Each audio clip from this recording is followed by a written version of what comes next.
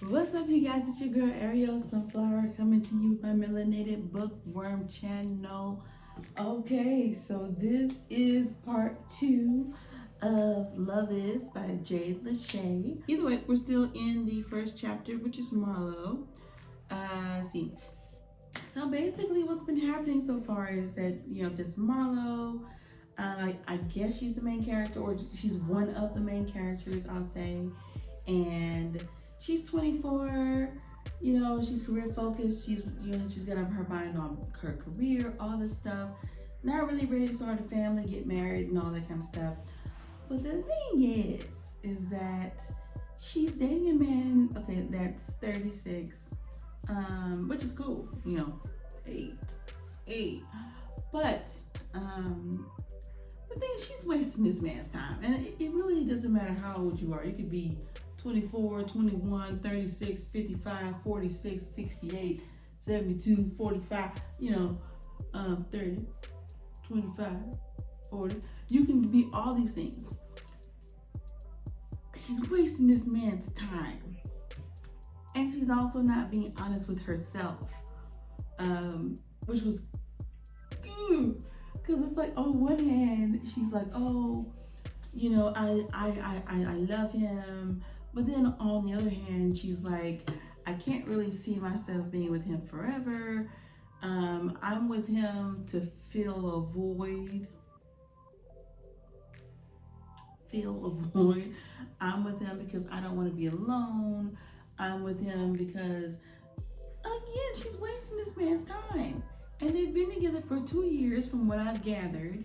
And I assume they've been together longer than 2 years because he has proposed twice in 2 years. So I would assume that they've been married. I would assume that they've been together for more than 2 years. And that he has been proposing twice within these last 2 years. So you have wasted years of this man's time. And then when he is upset, you're up here dismissing him and just lying. So it's like, I'm not gonna say I'm Team Noah, but I'm sure not Team Marlo at this point. Cause get you a friend with benefits. Get you something like that. Because she says, hey, I wanna be with somebody and get married, but I feel like I deserve better than him. I feel like I deserve more than him, better than him. Then he's not who you want. Anyways, let's dive back into it. So we are at the part where she basically dismisses him and she's like, I can't deal with this. I'm going to bed. What you talking about? I love you. Good night. Okay. I left him sitting at the bar, feeling my heart twist as I walked away. Marlo, Mar. I heard him calling after me, his voice soft but resigned. I glanced back briefly, catching sight of him drowning the last of his drink. A hot shower felt like the only thing that might settle my nerves. Girl, you wasting this man's time now. He should be the one needing a hot shower. He just got embarrassed for the second time. But this time in front of all of your family and friends, he deserves a hot shower. Yes. The water helped a little. I climbed into bed, letting exhaustion pull me under. When I woke up the next morning, the bed was empty. I bet Noah hadn't come to bed, I guessed.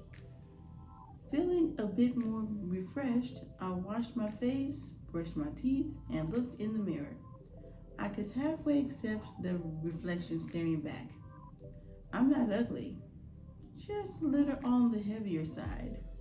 With a round face and button nose, small but full lips, the one feature I truly loved about myself was my hair. Wait, with my huge curls that flowed past my shoulders, I love having my natural hair out. With a deep breath, I stopped the pity party and headed downstairs. Noah was at the bar with a cup of coffee. I poured myself some and sat behind him. Did you sleep, Eddie? We ain't friends. Did I sleep, Annie? We not friends. Not really. I just wanted to give you some space. I nodded, taking a slow sip. I appreciate that. I'm just feeling a lot of pressure, Noah, and I don't like feeling that way. Y'all been together for years. Again, communication. You do not have to get married with somebody after X amount of years. It would be nice. But if you are one of those people that's like, you know what? I don't believe in marriages. I don't subscribe to marriages. I don't want to get married until I'm 86. Cool. But let the other person know so they can decide what they want to do. Don't just... Because, I mean, she kind of told him, like, she did kind of tell him. I mean, she's like, I don't want to do it until I get married. So, I mean, she did kind of communicate it to him. Let's see. He sighed, reaching out to pull me close. I get it, Marlo. I guess I'll just have to understand.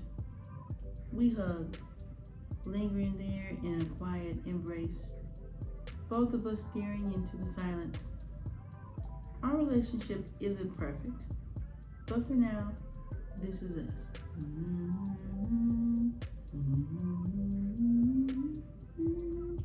A few days passed and Noah hadn't brought up our last conversation.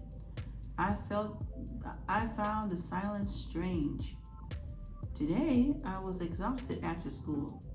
All I wanted was a long shower and a glass of wine. Which school are you in? Are you in med school? I assume med school because of residency. All I wanted was a long shower and a glass of wine. I pulled into the driveway, but instead of going inside right away, I sat there, soaking in the silence. When I finally went in, I was relieved to find the house empty. Because you don't want him, girl. You was relieved to find the house empty. You know what? All right. I was relieved to find the house empty. The first thing I did was jump in the shower. I let the hot water run over me, easing some of the tension from the past week. Excuse me. Just as I was beginning to feel better, the shower curtain yanked back and I nearly jumped out of my skin. Damn it, Noah, I yelled, clutching my chest. My bad. I called your name, but you didn't answer. What's up?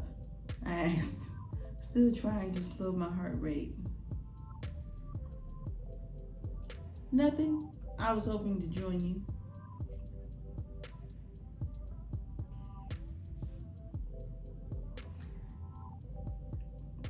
Pulling his shirt over his head. I'm actually about to get out. Give me a minute. She didn't want to be in that shower. I rinsed off quickly and stepped out. I bet, grabbing a towel. When I got to the bedroom, Noah was already in bed. What happened to you taking the shower, sir? What happened to that? Cogsworth. What happened to him taking the shower, friend? That's why I said, what is going on? Okay, so he really did not have to take a shower. But she knew, she knew. She was like, all right, he ain't trying to take no dang shower. I dried off, slipped on a tank and some shorts. Going downstairs, finding the bottle of wine I bought. Wait. I dried off, slipped on a tank and some shorts. Going downstairs, finding the bottle of wine I bought last week, and I popped the top and poured some in a glass, taking small sips as I fixed a salad. One thing about Marlo, she gonna have some wine. Cause it seems she seems to always have some in stock and ready to go. But at least she's got a salad though to kind of balance it out. Hopping on the counter, I let my mind wander as I drank what was in the glass and finished the dinner. Noah was a good man, as far as I knew. I just had to figure some things out about me. Getting down from the counter, I stumbled a bit. I was a lightweight when it came to drinking, so getting back upstairs was a challenge. What kind of wine would you? Climbing in bed, I really just wanted some sleep, but Noah had other plans as he moved closer, wrapping his arm around my waist. You know I love you, Marlo, he murmured. I love you too, Noah. I never meant to hurt you, I replied, feeling a pang of guilt. I know that. I just wish I understood. His voice was so quiet. It tugged at something deep inside me. Not you feeling guilty. I shifted closer, pressing my back against him. He began kissing the back of my neck, his lips soft against my skin. Are you doing this with him because you feel guilty? Because up until now, she ain't really felt like doing stuff. Now, I feel like she might feel a little guilt. So, I let out a quiet moan, relaxing in the moment. It wasn't helping I was intoxicated. I wish you understood too, I whispered. Can I get some? Yes, suddenly, and I immediately text. What? I didn't respond. Noah knew I'd never done that to him before, and I wasn't about to start now. He wasn't, and honestly, the thought made me uncomfortable. I never told him that, but he had to know my hesitation wasn't random. That's why communication is so important. We talk about communication. You know I've never done that before. I said.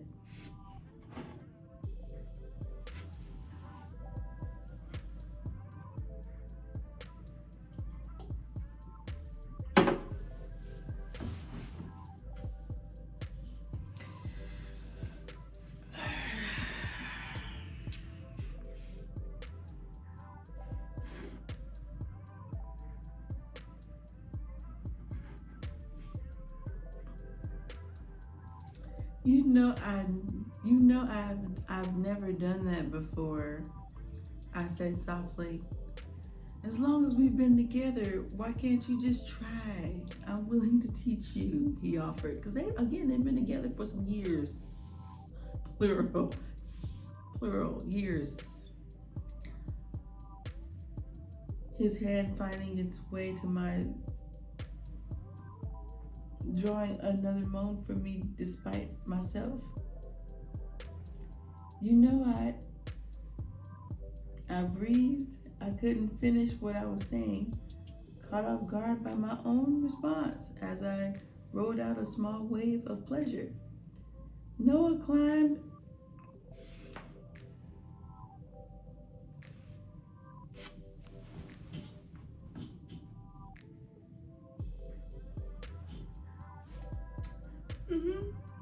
We're at that part in the book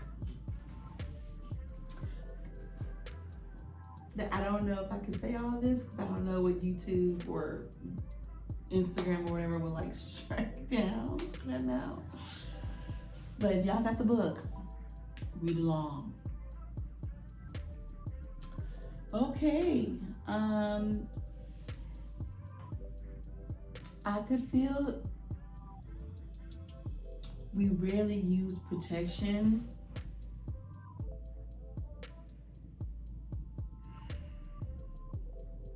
So him not being circumcised bothered you in one area,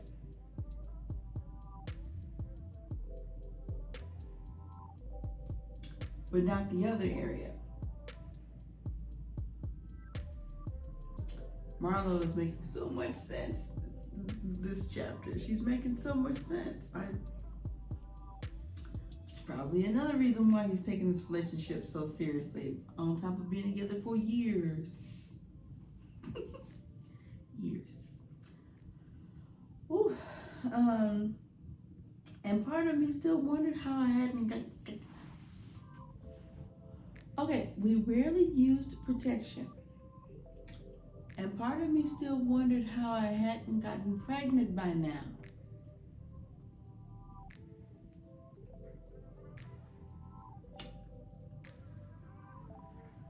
But I thought that you didn't want to have kids right now. I thought you didn't want to get married. I thought you didn't want him. I thought you're only with him because you're bored and lonely and, don't want to be alone, which is true. But why have you not been taking Plan B? You're not on birth control, but yet you're just planning everything out to a T. You are planning so hard to not have kids and to not get married, but you're not using protection. And the fact that she's saying makes me wonder how I hadn't gotten pregnant by now lets me know that she's also not on birth control. So you are having an unprotected with a man that you have no intentions of getting married to. Okay, we rarely use protection, and part of me still wondered how I hadn't gotten pregnant by now. Not that I wanted to be, but the thought crossed my mind. So the thought crossed your mind of getting pregnant by this man, but not being with this man forever. If you want to adopt a kid, just say that. Like, if you, all right. Because, now, never mind. He began moving faster, and I knew he'd be done soon. A few more, and he was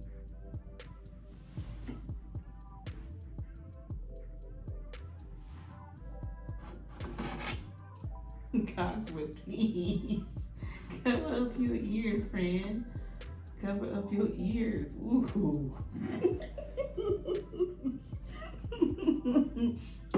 Cogsworth, you can't listen to this part. You got to go. I gotta have. Who can I have that can tolerate this kind of stuff? You know what? I feel like the evil queen can handle this. I feel like she's about that life, so she can handle this. Okay, Cogsworth has got to go for right now. Okay. Ooh, he rolled over, lying on his back, breathing heavy. I just want to be married to you, he whispered.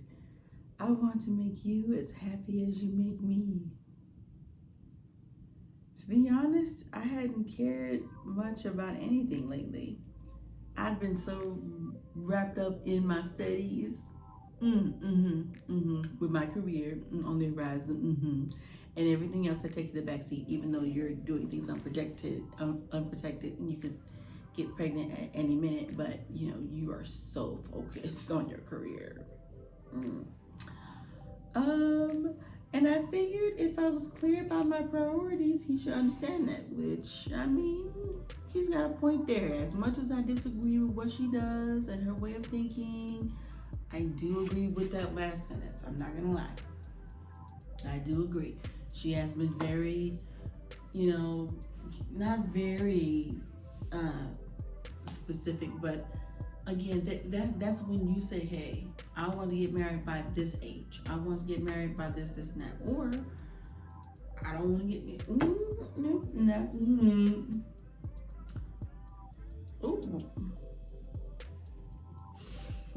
Ooh.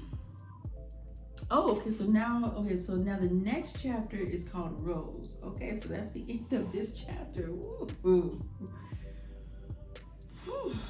Okay. All right. Well, I feel like I should have brought the Evil Queen a little earlier in that, because Cobbs unfortunately heard, or at least read, most of that stuff. So I guess Cogs can come back now. Ooh. Okay. Ooh. All right. So whenever we get to the spicy scenes, oh man, I just feel like certain things are just better if we read them in here. You know what I mean? Because I'm not gonna say I'm shy on certain things, but I'm a little shy on certain things. Not saying that I'm superstitious, but I'm a little stitious. Anywho, that is the first chapter, and it is, I got to finish this book. This is definitely, I can see myself finishing this book. Like I see myself going through this book, going through it. Remember, it is by author J. lashae, Jaylashae. If you have not already got this book, stop messing around and go get this book.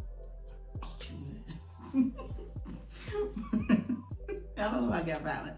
Okay, I need y'all to go get this book so we can actually read together. Okay, I know hearing it's awesome. I need you to get it so we can read it together, and then you can let me know what you feel about it in the comments. Okay, I need to know what y'all thinking, what y'all feeling. Am I wrong to not be on Team Marlo? Like, am I wrong? Am I wrong to be on Team Noah? Now, granted, Noah could be, but see, I feel like if Noah was a terrible person, she would have said so by now. She again, am I wrong for not being Team Mona and being kind of like Team Noah, so to speak, so far? Because, like,